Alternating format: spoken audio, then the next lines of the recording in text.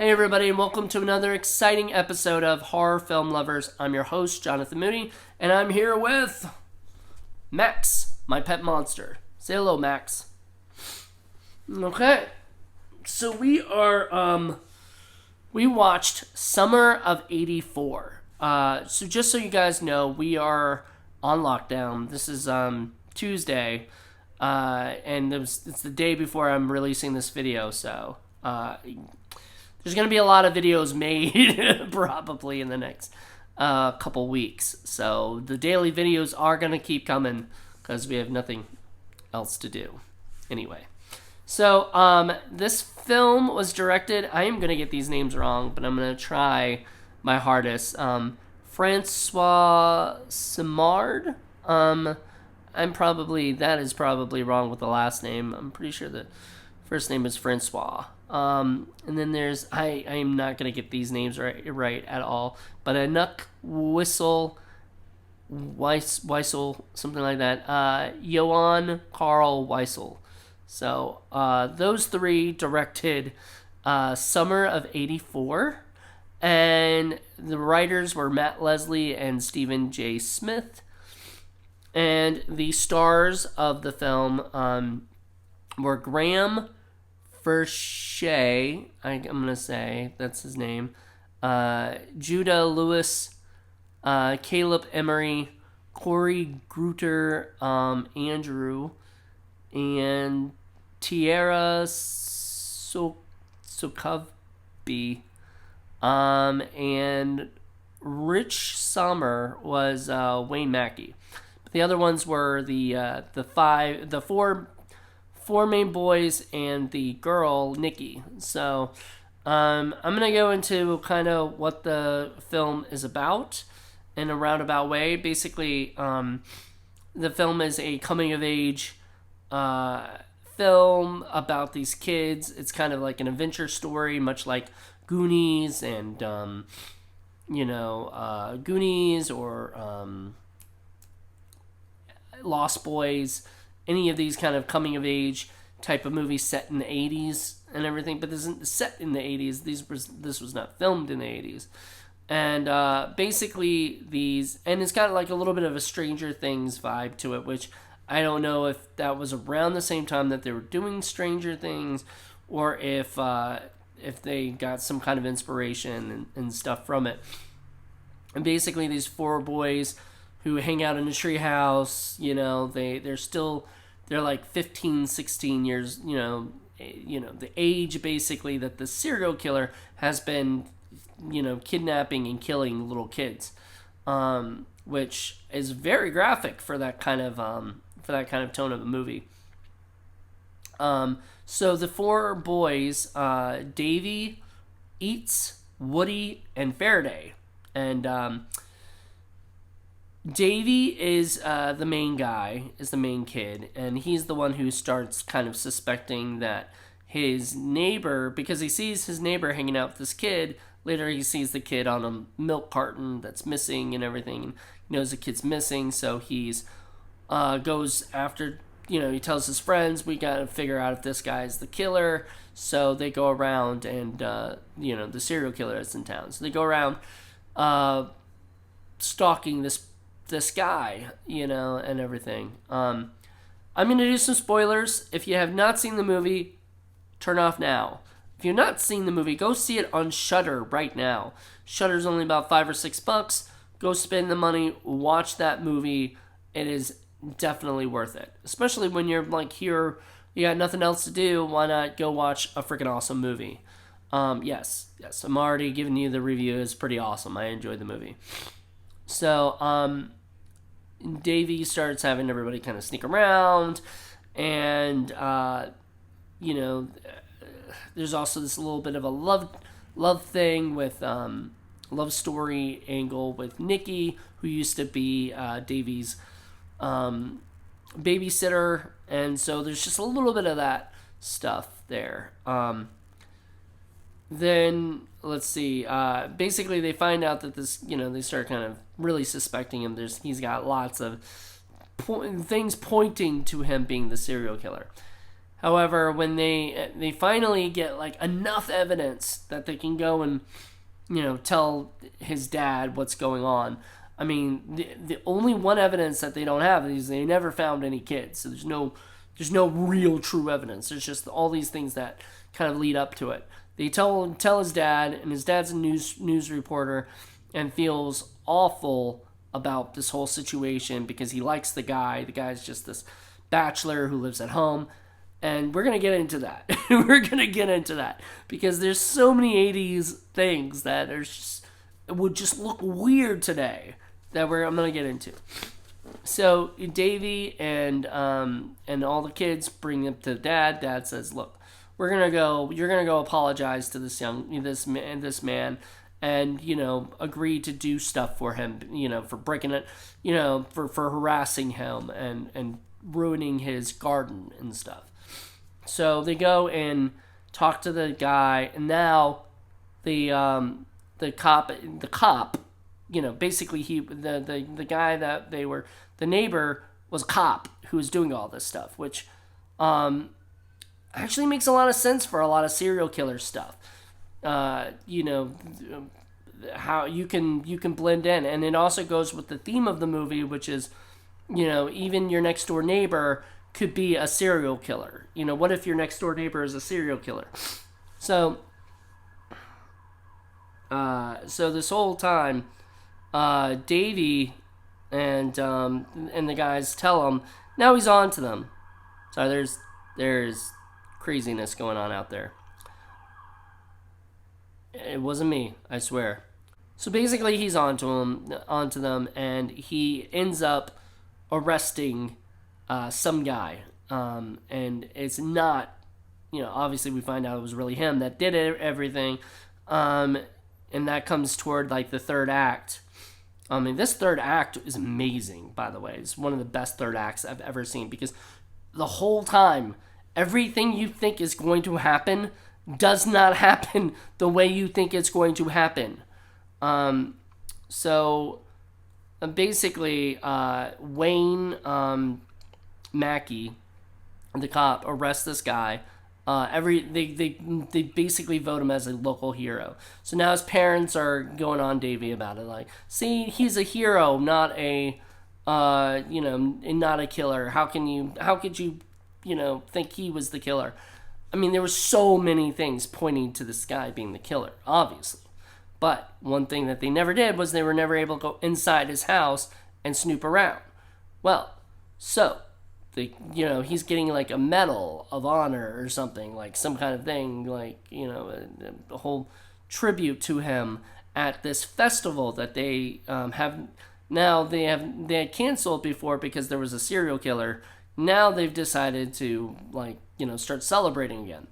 So they go and sneak into the house. It's Nikki, who is the girl, and it was what is it? His name, Woody, the bigger kid, and Davey sneak into the house, and they find what they're looking for.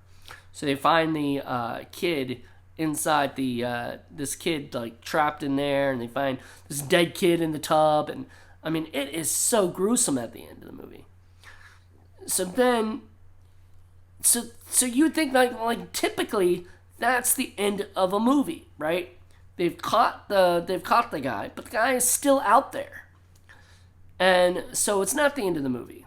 And obviously, you're like, okay, now what's gonna happen next?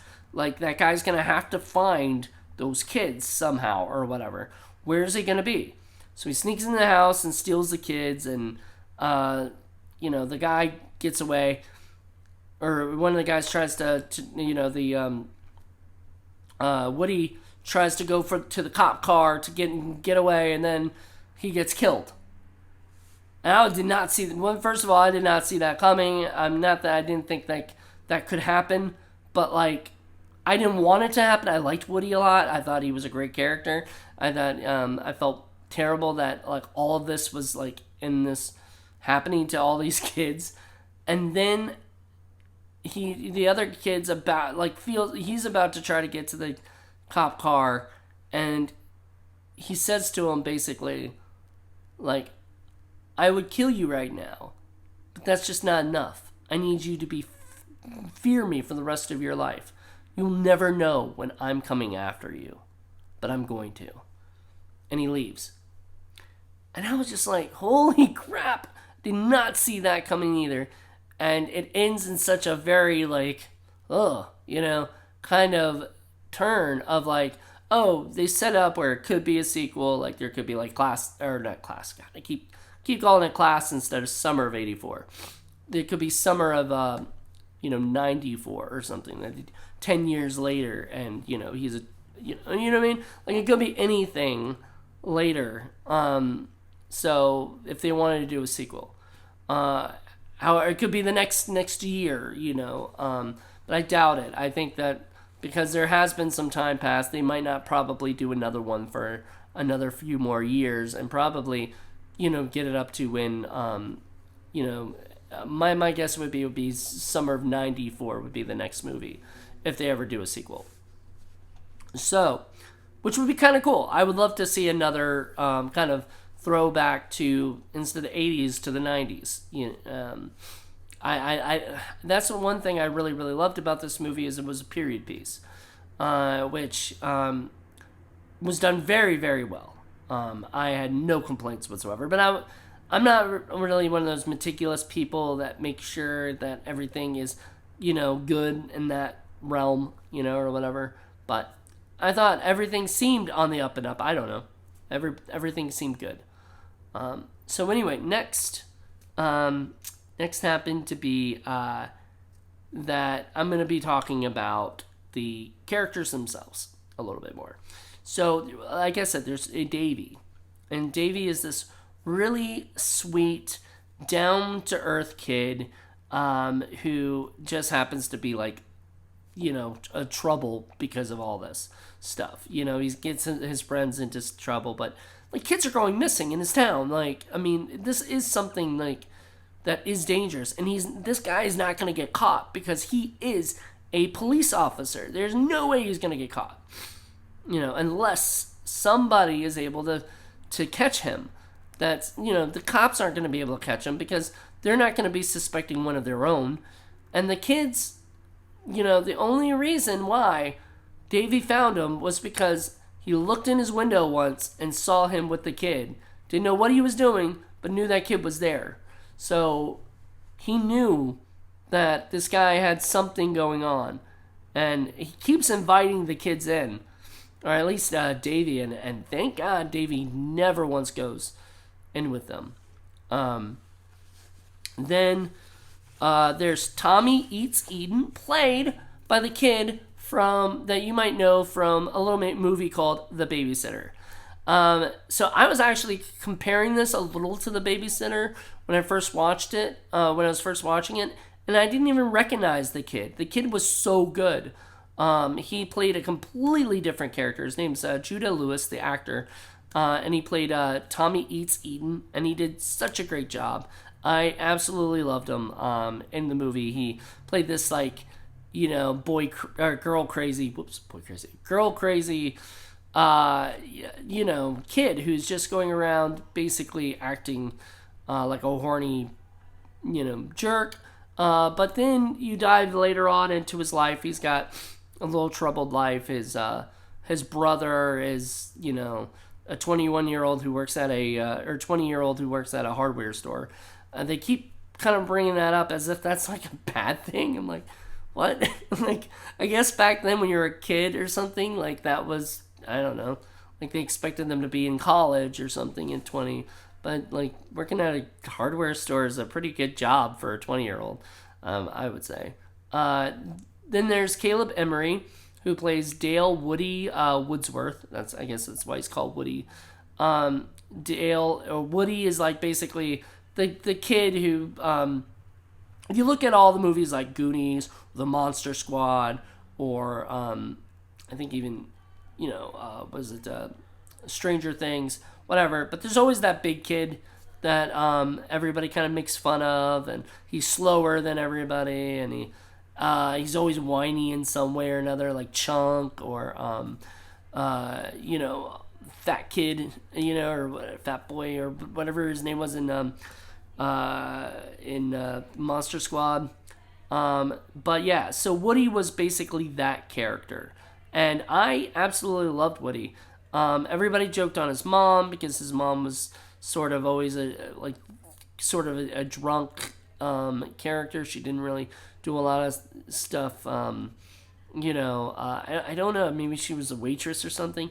I couldn't tell. But anyway, that was basically his character, and his character was just also a really sweet guy. He was the one who would drive everybody, so I think he knew how to drive. Somebody had taught him or something. Nobody explained that, but he was the one who was actually driving all the time. And then there was Curtis Faraday, which everybody just called Faraday, called him by his last name, and played by Corey Grutter Andrew. And Curtis was a great character, very nerdy, like the kid that talked about, he was in the library and he was doing all the stuff and was telling them, don't talk too loud, you're gonna get me kicked out of here. I don't want to be kicked out because I actually like going to the library. Typical stereotypical nerd kind of character, but for an 80s throwback movie, you needed that because those were really all kind of a lot of the stereotypes. I liked him. I think honestly he was probably the one character that was under that wasn't used as much and didn't have he didn't have a huge backstory on him. He didn't have any interesting stuff going on.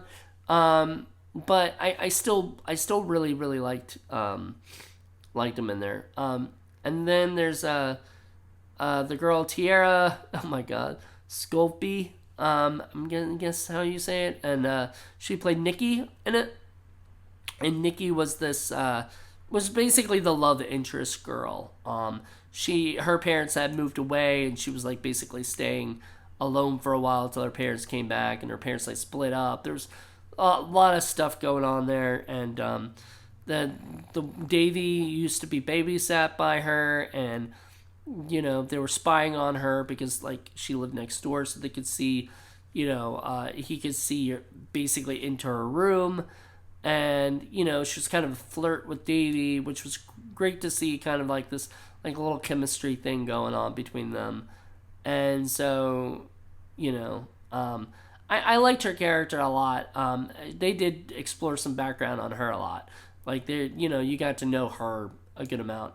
And she kind of kept coming in whenever they needed help and everything. So I thought that was a pretty cool thing. And then, last but not least in this, because I don't want to go into everybody in the characters, but the main characters. Rich Sommer played Wayne Mackey, the cop, who was also the serial killer. And so I like that. I actually really dug that. I dug that the cop was the serial killer. I just, especially because, you look at that and you think it could have gone different ways. It could have gone where he wasn't the serial killer, but maybe the other cop was, or maybe there's somebody else in the town that was the serial killer and stuff. And you were led to believe it was that guy the whole time, but maybe he knew who the killer was. There could have been a million different ways it could have gone. I'm so glad it went the way that it did because it reminded me Fright Night, where they wonder if the neighbor is a vampire, and then he turns out to be a vampire, and then they have to figure out what to do about that. So yeah, and it had, like I said, it was Goonies meets Fright Night. It was a perfect kind of adventure story with very little horror. There's some suspense and some thrills to it, but it wasn't a horror movie. There wasn't a lot of people getting killed and stuff in this movie. It was very coming of age, and I dug that. And I really dug his character, Wayne Mackey's character, because for a while you actually feel bad for him being harassed, because you're just not sure if he could be the killer. So you're just I kind of feel bad for him. And then when you find out he's the killer, you don't feel bad at all. You're fuck that guy. That guy's an asshole. But basically, Davey was going to be next. He was going to be the next guy. You could kind of tell he was looking for ways to get him. Every time, do you want to come in here and I can call this person up for you. We can straighten this whole thing out. So it was great. And there were times where his stuff actually made sense enough where you weren't sure if if that was true. Like if what he was saying was actually the way it was. So, anywho, I really dug this movie. I think I felt like it felt like it was almost an 80s movie in itself. Like it didn't feel like a movie that